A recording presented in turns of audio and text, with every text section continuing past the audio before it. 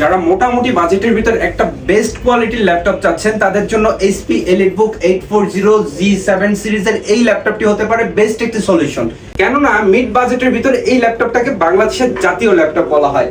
Display হিসাবে এটাতে পেয়ে যাচ্ছেন 14 ইঞ্চি একটি FHD ডিসপ্লে, পাশাপাশি এটাতে ব্যবহার করা হয়েছে Core i5 এর 10 জেনারেশন প্রসেসর, এবং র্যাম হিসাবে এটাতে পেয়ে যাচ্ছেন 16GB DDR4 এর র্যাম, 512GB NVMe স্টোরেজ। পাশাপাশি এটা কিন্তু ফুল মেটাল বিল্ডার একটি শক্তপোক্ত ল্যাপটপ।